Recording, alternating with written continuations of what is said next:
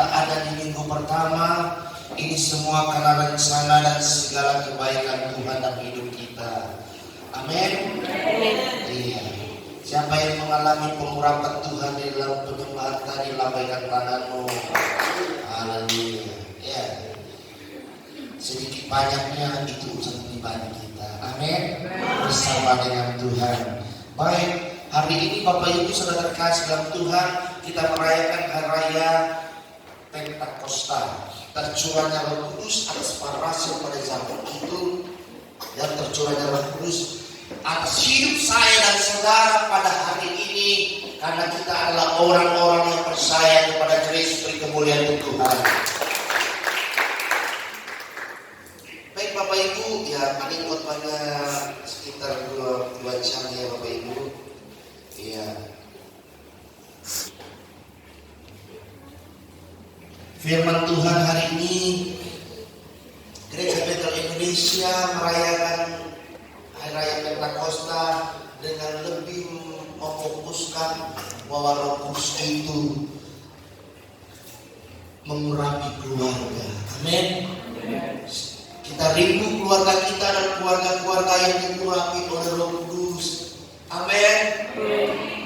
Karena dengan kehadiran Roh Kudus, keluarga itu akan diurapi, keluarga itu akan ditolong, keluarga itu akan diarahkan lebih lagi untuk hidup sesuai dengan apa yang maunya Tuhan.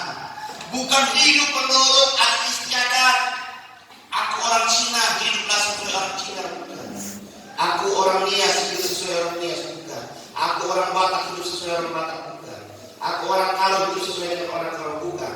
Aku orang suku apapun, hidup sesuai dengan suku, bukan. Tapi kita rindukan Tuhan untuk hidup sesuai dengan kebenaran Tuhan. Beri kemuliaan Tuhan.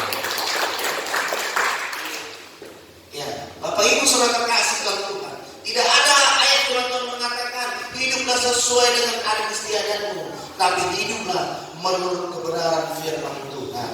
Amin. Ya. Bapak Ibu Saudara terkasih dalam Tuhan, karena apa? Di dalam adat istiadat itu ada hal-hal yang sesuai dengan kebenaran firman Tuhan, ada hal-hal yang tidak sesuai dengan kebenaran firman Tuhan.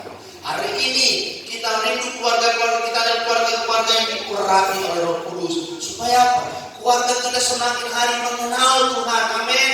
Semakin hari mengalami hadirat Tuhan. Semakin hari diurapi oleh Tuhan. Pengurapan Tuhan itu membuat kita ketika ada masalah tidak mudah goyah. Ada kesulitan tetap bertahan, tetap maju, dan jangan jadi keluarga yang cengeng. Sebentar-sebentar ngambek, sebentar-bentar sakit hati. Ya, kita mau maju ke depan, bukan melihat kanan kiri lagi, bukan melihat ke belakang, tapi saya dan saudara mau maju ke depan bersama dengan Tuhan. Ketika saya dan saudara mau maju bersama dengan Tuhan, Roh Kudus akan memampukan kita untuk tetap bertahan dalam keadaan yang semakin tidak menentu di akhir zaman ini. Kita membutuhkan urapan Roh Kudus. Apa itu urapan Roh Kudus? Urapan adalah kemampuan atau otoritas yang diberikan Tuhan kepada kita untuk melakukan tugas tanggung jawab tertentu. Salah satu tanggung jawab itu adalah menjalankan kehidupan berkeluarga.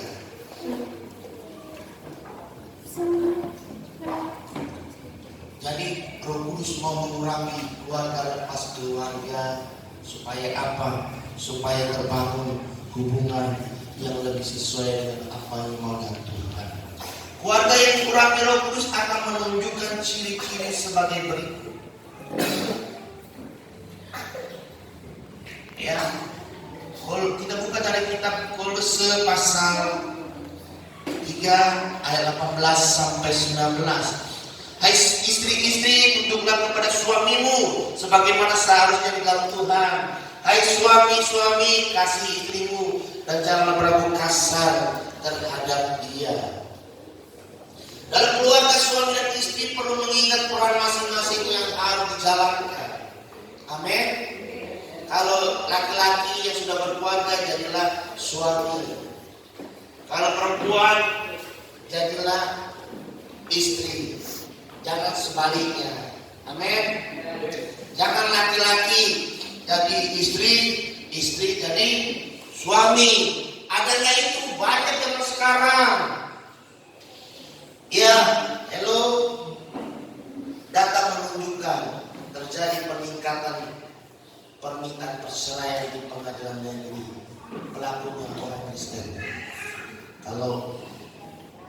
Kalau orang negeri kalau orang non Kristen non Muslim bercerai, contohnya orang Kristen, itu gugatannya di pengadilan negeri. Fakta menunjukkan bahwa tahun 2021 bahwa terjadi peningkatan itu. Ya, malu nggak? Malu. Kenapa? Karena firman Tuhan berkata, apa yang telah disatukan Allah tidak boleh diceraikan oleh manusia kecuali kematian. Mintalah Roh Kudus agar suami diurapi sebagai kepala yang mengasihi dan istri tidak berlaku kasar terhadapnya. Ya, zaman sekarang katanya zaman emansipasi perempuan. Ya, kadang-kala istrinya bergaji lebih besar, soknya luar biasa. Ya, bahasa apa nggak tahu katanya apa. Ya pokoknya intinya sombongnya luar biasa. Tapi ingat Bapak Ibu Saudara terkasih dalam Tuhan, mau gaji istri lebih besar maupun gaji suami yang lebih besar, semua harus tunduk sesuai dengan kebenaran firman Tuhan. Demikian juga istri meminta agar diberikan kekuatan dan perannya sebagai penolong yang tunduk sebagaimana salahnya di dalam Tuhan. Amin. Amin. Istri-istri, gak bisa kau tunduk kepada kebenaran firman Tuhan kalau kau tidak bisa tunduk kepada suamimu. Tunduknya sesuai dengan kebenaran firman Tuhan. Kalau suamimu salah, ya harus ditutupi. Ya. Amin. Tapi apa? Diberikan pengertian kebenaran firman Tuhan. Yang kedua, ciri-ciri keluarga yang diurapi adalah anak-anak menaati orang tuanya. Kolose pasal 3 ayat 20. Ini dengar nih. Ya. Anak-anak taat pada orang tuamu. Kalau kau sudah punya hubungan atau sudah menikah, taati mertuamu.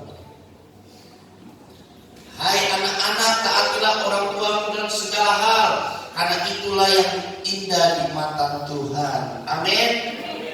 Amin. Haleluya. Ya. Ini yang sudah mau menikah siap-siap anak sini. Ya. Amin Bang Sendi. Kak Deborah. Amin. Seru ya Kak.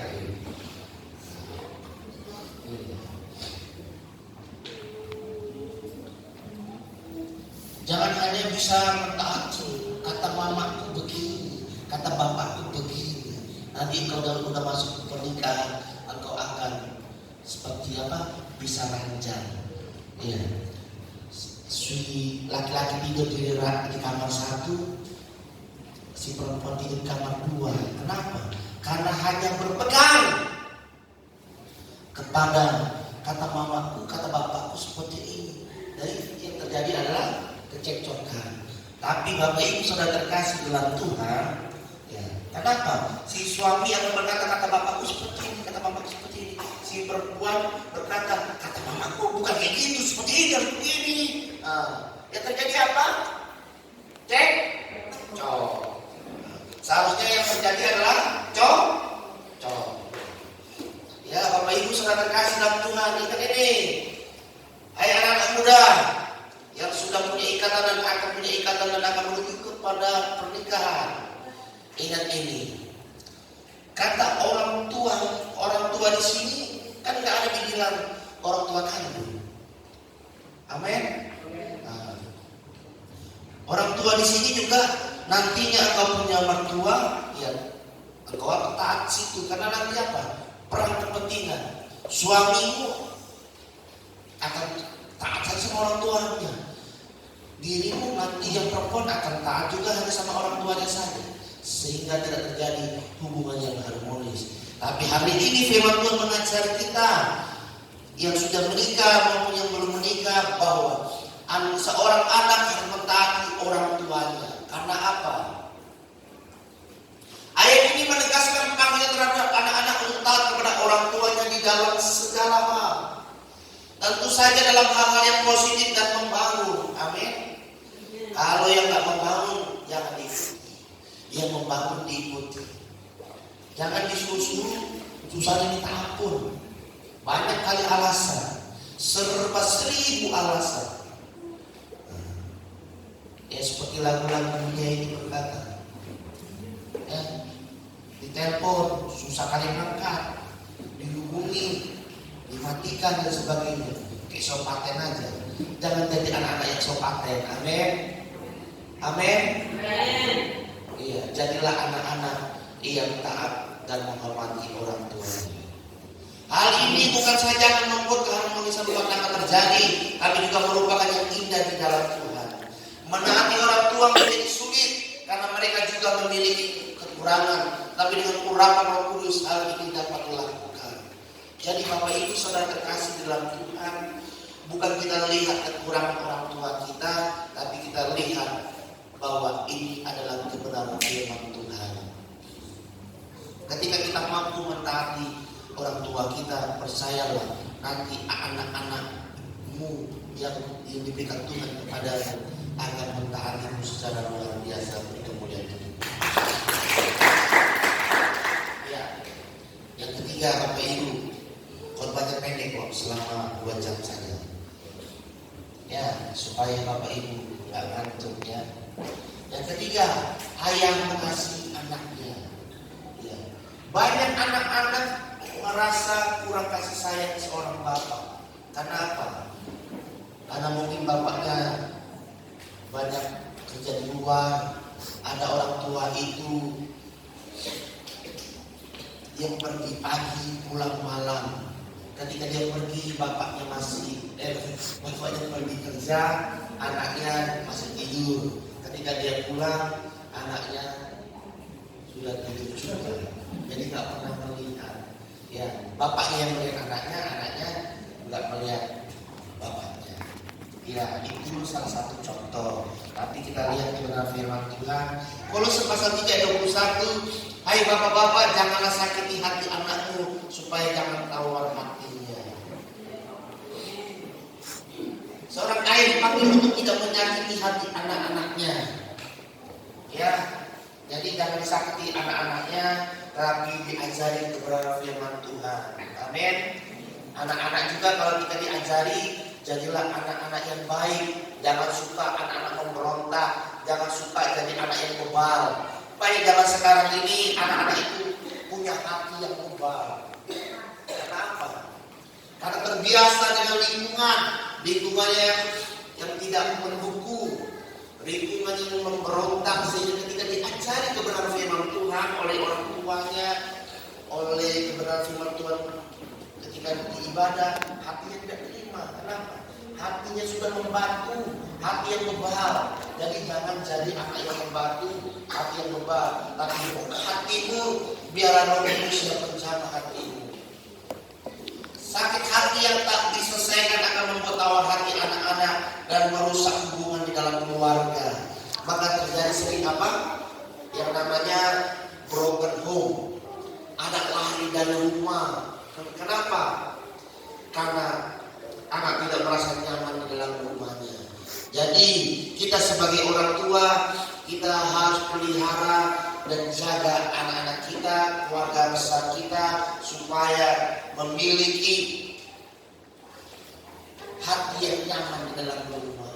Amin. Ya. Kalau hatinya nyaman di rumah, nggak perlu dia lari ke sana kemari.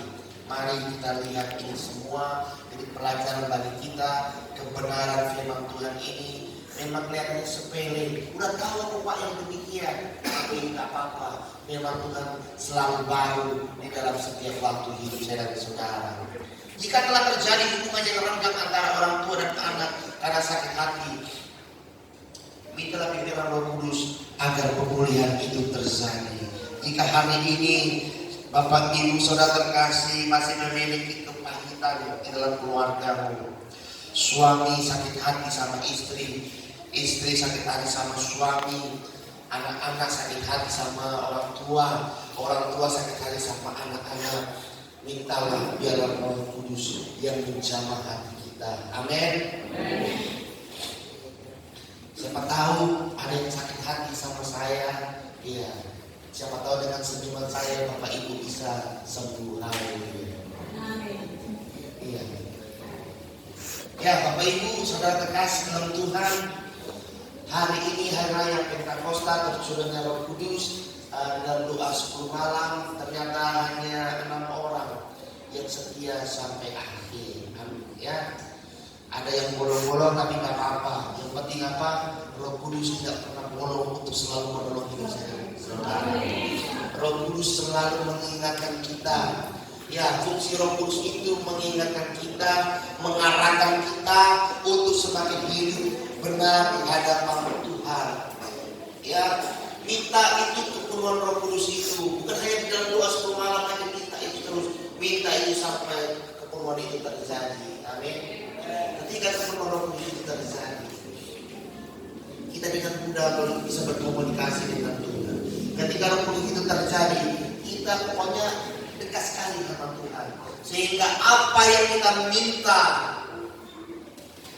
tidak perlu kita minta katakan. Yang kita perlukan adalah kita sembah Dia sebagai Tuhan dan Juru Selamat kita. Tuhan itu lebih tahu apa yang kita perlukan. Boleh apa? Dalam doa kita meminta sesuatu kepada Tuhan, boleh. Tapi yang penting terlebih dahulu kita sentuh hatinya Tuhan. Kita sembah Yesus sebagai Tuhan dan Juru Selamat. Kita getarkan hati Tuhan. Ketika kita getarkan hati Tuhan, segala pergumulan kita, harapan kita minta, kita bawa kepada Tuhan. Kita percaya mukjizat itu dahsyat akan terjadi. Beri kemuliaan untuk Tuhan. Di dalam doa 10 malam sudah saya katakan bahwa Markus 11 ayat 24 firman Tuhan berkata bahwa kita diarahkan Tuhan kalau mau mukjizat itu terjadi, kalau mau Roh Kudus itu berkarya sedang luar biasa terjadi, yang pertama adalah kita harus datang kepada Tuhan, minta itu kepenuhan Roh Kudus itu terjadi. Amin. Amin. Kemudian kita harus apa?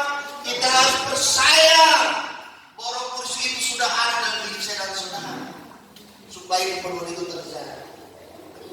Kemudian kita minta, kita percaya, dan mukjizat itu akan terjadi pada waktunya. Jadi Bapak Ibu Saudara terkasih dalam Tuhan, jadilah pribadi-pribadi yang sungguh percaya kepada karya Roh Kudus. Amin.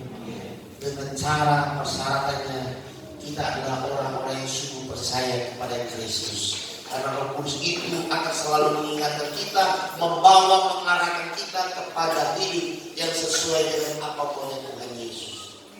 Amin. Jadilah pribadi yang lebih dahsyat lagi untuk lebih menyenangkan hati Tuhan, lebih lagi hidup sesuai dengan apa yang Tuhan mau dalam hidup kita. Maka kita akan lihat bahwa hidup kita, keluarga kita akan dikurangi Roh Kudus, keluarga kita akan dibawa kepada kemenangan demi kemenangan yang akan diarahkan oleh Tuhan. Jika engkau hidup dalam kepahitan, serahkan saja kepahitan kepada Tuhan dan engkau akan alami bangunan dasarnya.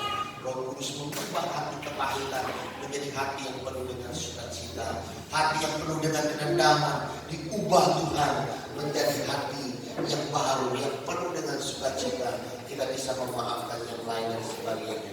Karena apa? Kita tidak mau itu semua menjadi penghalang berkat bagi kita, tapi kita mau menjadi orang yang menjadi alat Tuhan yang penuh dengan sukacita yang besar. Bapak Ibu Saudara terkasih di dalam Tuhan, kita percaya dengan kasih pertolongan Tuhan.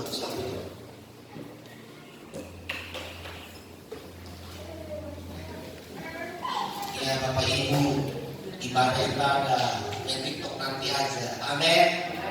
Iya. Nanti main TikTok Bapak Ibu, gampang itu. Ya, gampang. Ya, pasalnya, nanti pas tahun Julinya lah. Nanti kita buat uji perlu itu ya. Selingan Bapak Ibu, artinya apa? Ketika kita ibadah sungguh-sungguh. Jangan ketika konten TikTok nanti setan yang masuk, bukan Roh Kudus yang masuk. Setan yang masuk, kalau joget-joget nanti pura-pura lagi nanti. Iya. Jangan diulangi kejadian di tahun berapa itu.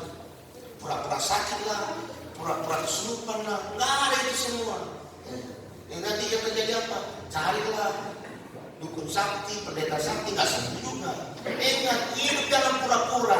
Di dalam Roh Kudus itu ada hidup yang penuh dengan kepastian. Beri kemuliaan Tuhan. Ada hidup yang penuh dengan kepastian. Ada hidup yang penuh dengan penyembahan kepada Tuhan. Ada hidup orang terima berkat Allah yang luar biasa. Mukjizat bisa disembuhkan. Yang sakit bisa alami mukjizat, maka dia disembuhkan oleh Tuhan. Dan kita percaya orang yang miskin akan bisa menjadi kaya karena ikut tuntunan dari Roh Kudus. Beri kemuliaan Tuhan.